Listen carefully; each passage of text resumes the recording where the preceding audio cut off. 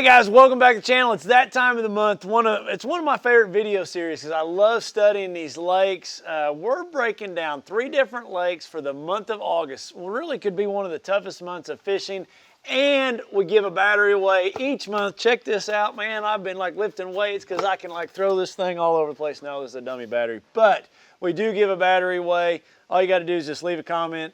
Big thanks to Optima Batteries for sponsoring the video series.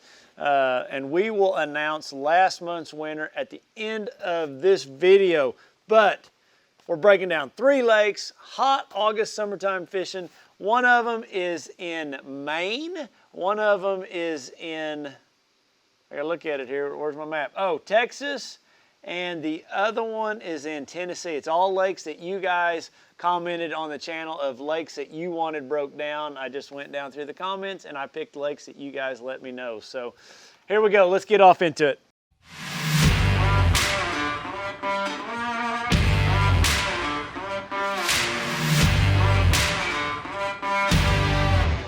Okay, so the 3 lakes that we're gonna break down, I mentioned them. One of them's in Tennessee. That's going to be Timms Ford. Man, I can see why you guys are asking me to break that lake down.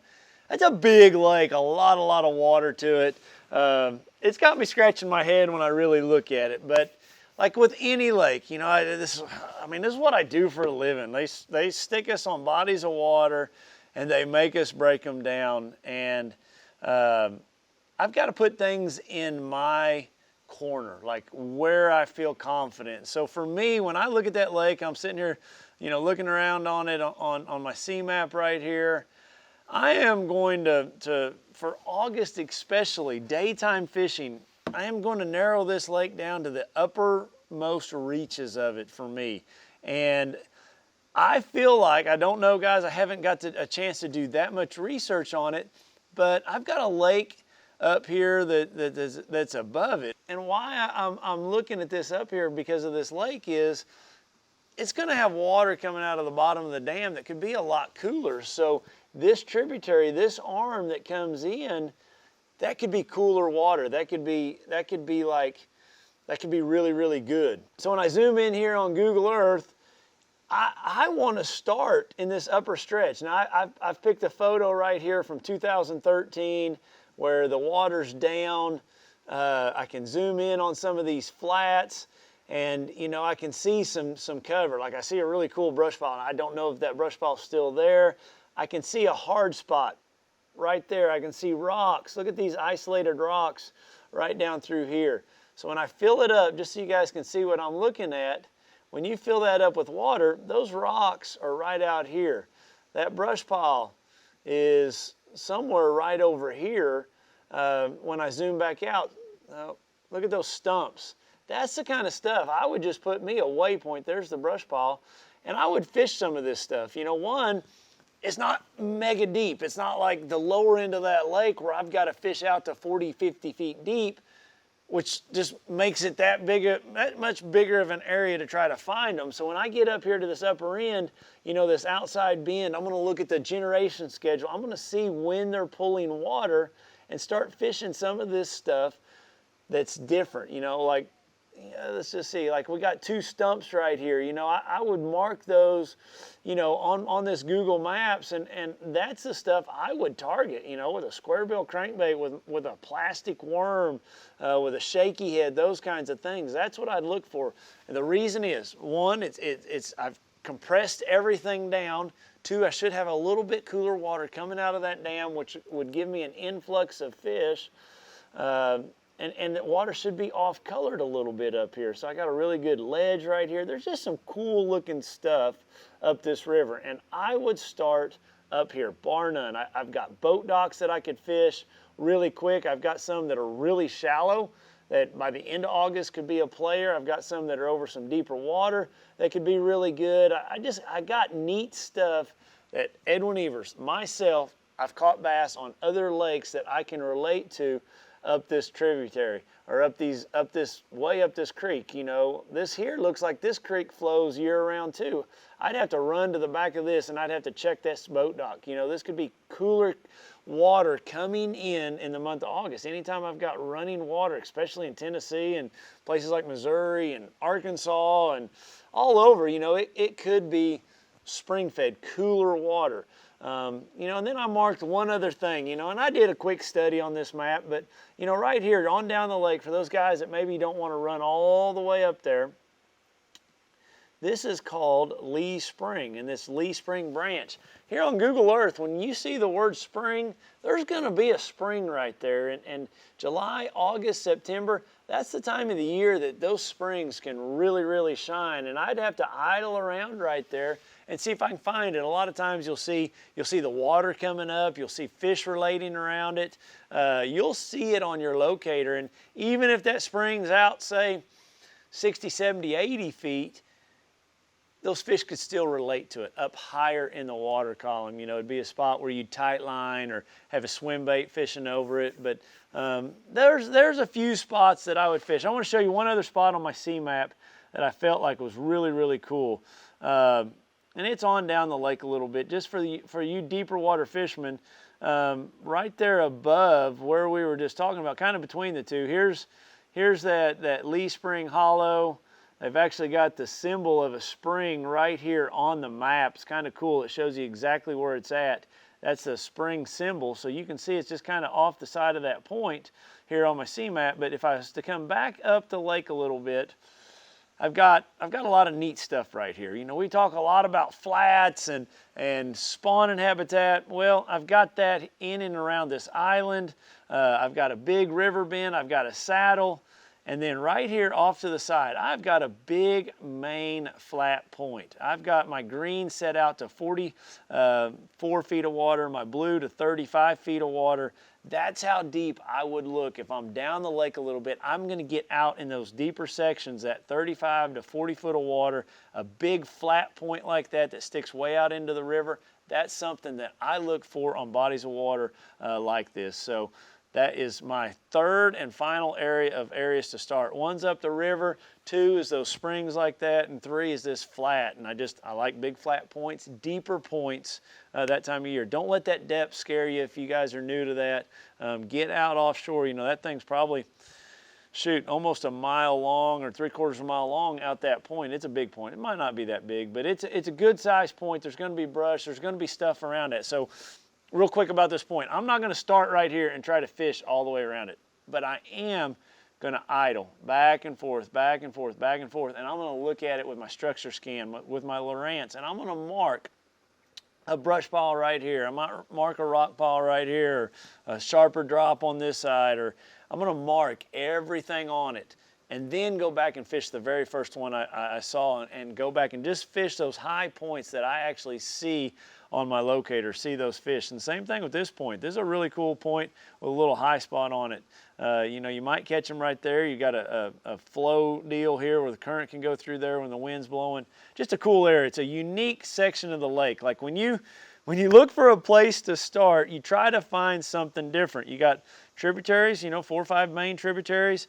You've got some really big bends. Well, this bend here makes all kinds of bends with an island. So it's just very unique, very different than the rest of that lake, and that's why I chose that as a place to start.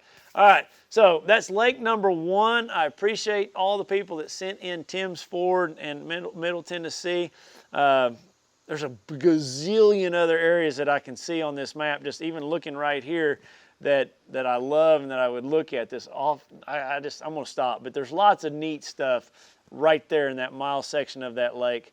But anyway, all right, moving on. These videos get too long and I try to keep them a little bit shorter. I could probably break one lake down for an hour. The next lake I want to talk about is Conroe. I had multiple people talk about Conroe. I have broke it down before in this video series, but I think it was a springtime deal.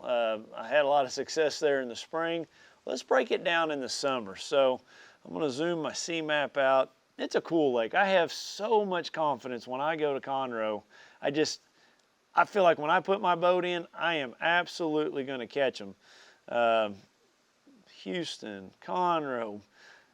Just a little bit about the lake for those people that might not know. You know, it's just a very busy lake outside of Lake, you know, outside of Houston. Lots of houses around it, big multi-million-dollar houses, lots of seawalls, lots of boat docks. Where do you start? For me, one place that I'm going to start that I think August is just a month where you've got fish shallow. Like that's starting to really happen. Those fish are getting active. The thermocline is breaking up. There's not much oxygen out there. So where you caught those fish deep in June, yes, there's still fish out there. You can still get bit out there. And there's some great structure right down here at the dam.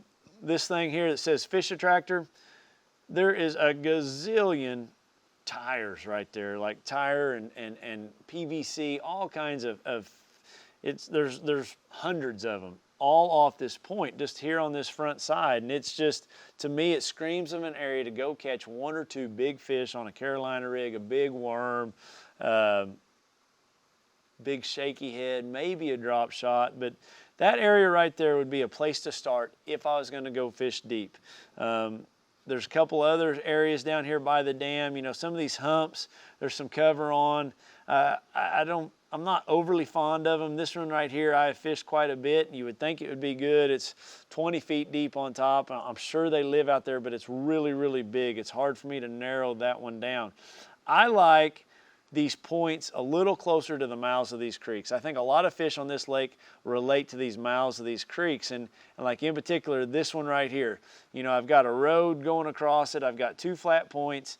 There's going to be brush piles right out here on different sections of these points. That same thing on this side of this creek. You know, this big point that comes out, this point right here.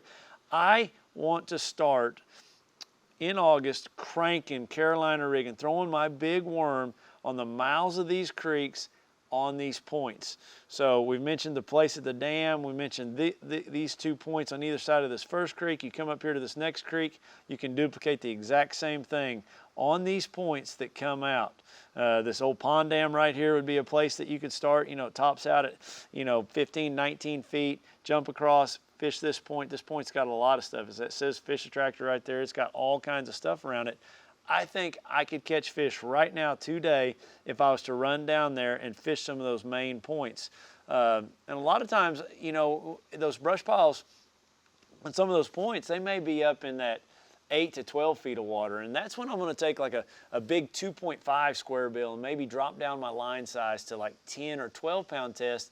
I want that square bill to be able to come through it. I don't want it going all the way to the bottom. Those fish will suspend in the tops of those brush piles, and I can crank that big square bill. It'll deflect off that stuff, and I can get it a lot deeper than when I've got it on big lines. So don't forget about having that big square bill tied on as far as places to start. If I was to choose, you know, one more place to start up there, you know, it's hard not to want to gravitate all the way up that river. Fish some of those river bends up there, flip some of those stumps, throw a buzz bait, a chopo, you know, but it's a long run to get up that river, but there are times way up that river that it can be really, really, really good. There's a lot of habitat. So if I had to narrow it down, for me, in August, this stretch right below the bridge, this river makes a lot of bends down through here. It's kind of showing straight, but just the experience that I have there, you know, these outside bends, there's a bunch of tire reefs and man-made structure all down through here that I could throw a big worm. I could also crank. This section of the lake right here has got the most spawning flats. You know, you've got this big flat back in here, this flat here. This section of this river holds a lot of fish, and they just gravitate out towards that river channel. Now, one problem you'll have is they suspend. They suspend on those trees. Don't forget about throwing a jerk bait, slow rolling a spinner bait, you know, 5, 6, 7, 8 feet down in the water surface, not going all the way to the bottom, but in that mid depth. They will suspend on that timber on those outside bends, so don't forget about that. So, great lake. I love that lake. Had a lot of success in the years on that lake. All right, so my last lake. This one's going to be challenging for me. It is all the way up in Maine. It's called China Lake. Kind of a unique lake. I've had some fun fishing up in Maine in the summer, and I was shocked at the largemouth you guys have up there. I assume it's going to have smallmouth in it. I know it's got to have largemouth in it. It's got some really deep water, some really shallow water. Let me look at it over here on Google Earth. I haven't got to quite study this one as much as I studied Tim's Ford, but let's zoom in and show everybody what it looks like here on Google Earth, just to get a feel for it. Man, Maine is a absolutely beautiful state. I just never dreamed you guys had such good fishing up there in Maine. And what I remember about it, fishing there this time of year, it was offshore fishing with a crankbait. Like I cannot tell you how many bass I caught throwing like a dredger 14.5, 17.5 crankbait on offshore structure on some of these lakes. Heck, it may have been China Lake. It looks really, really familiar to me, but we fished some really good lakes up there in the past. You know, when you look at it initially, you know, one thing that would really suck me in is these funnel points, like especially this funnel right here, just somewhere the water going in and out of this area they call the Narrows. Smallmouth are going to relate to that one way or another if I was looking for smallmouth.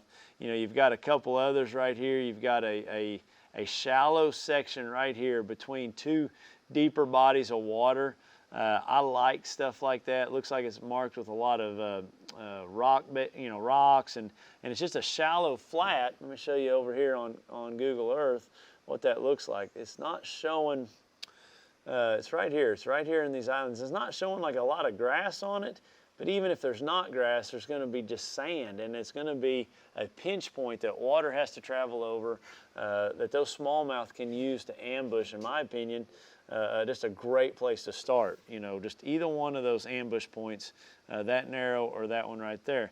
Another thing that I would look for on this body of water is boat docks. Man, the month of August, boat docks really, really shine for me. This lake doesn't have a tremendous amount of them, but man, the more isolated the better. Sometimes the shallower the better.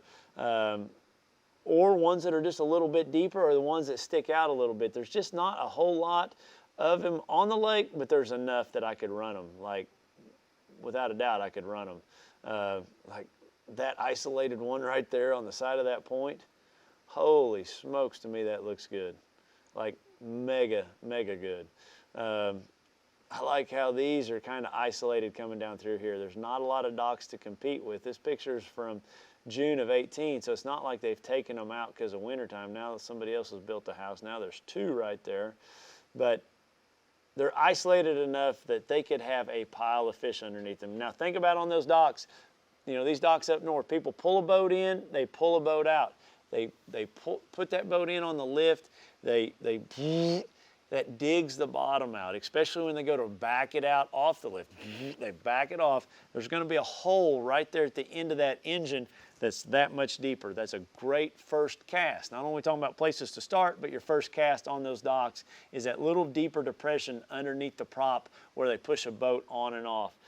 Don't forget about that. So let's pick one more spot here on China Lake to start. This right here. I like this hump that I have right here to crank. I want to crank some fish up over there. The water's dirty, the water's dark, so I've got, you know, a hump here that tops out at, you know, 9 feet. I've got another one, a point and a hump right here that's shallow. I've got this one here that's a little bit deeper. You know, I could sit here, I could fish this one, this one, this one, this one, this one. That one's a little deeper. That one right there, you know, if I needed to get out quite a bit deeper, I've got that one right there. So I've got like all within a mile area. I got 4 or 5 areas that, man, I could fish super, super quick with a crankbait on some of those offshore rock piles, offshore grass, those kinds of things right there in that bay. It's deep water. I've got spawning flats back here in the back.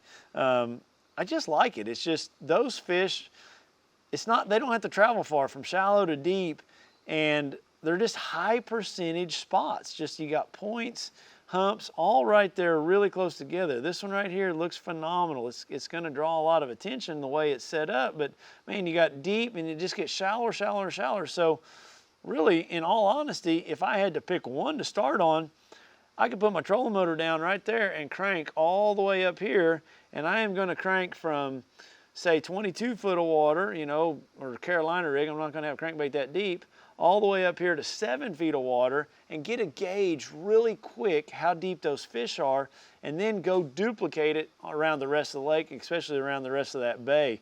To me, that point would be a great place to start to get my first bite, to get me figured out what depth everything is happening in right there on China Lake. So with that said, guys, man, I appreciate the lakes. It takes me a long time to narrow it down to 3 lakes, you know, reading through all the comments, but I really enjoy it. They're just some cool lakes. I enjoy looking at them and figuring out, hey, man, I really put some thought into it. Where would I put my trolling motor down? Where would I make that first cast? Hopefully one of these days I can go fish China Lake or that Tim's Ford. I've never been on either one of them. I fished Conroe quite a bit. So with that said, let's get to the winner for the Optima battery. Pretty excited about it. This is the only winner. I will never contact any of you by email, by text, or whatever, you know, response here on this channel. I just won't. So if you've gotten any of that, it's obviously spam. This is the only winner right here, and I'm just going to randomly pick them. Okay, I'm going down through here. I just put my filter on that a subscriber, so I'd like you guys to at least be a subscriber if I'm giving you a battery. And we got, how about Dave Rogers? It says, me and my wife watch your Where to Start every month. Thanks for breaking down the lakes. It translates to other bodies of water, so it does. And Dave, so it's Dave Rogers 26. Man, I appreciate you leaving that comment. Dave, you send me an email through my website, and I'm going to mail you a battery certificate for a brand new Optima battery like I've got sitting down there. Only it'll be a real one, not the dummy that I was lifting up at the beginning of this video. So, guys, it's that simple. Just leave me a comment. Tell me a lake you want me to go fish. Congratulations to Dave Rogers, 26. Look forward to getting that battery certificate to you. Guys, if you can, give me a thumbs up and a like and all that good stuff to help promote the channel. That's one of the things that helps me a bunch. So until then, guys, I hope this video helps you. I hope it gives you some ideas where to start on your local body of water. And good luck fishing. We'll see you next week.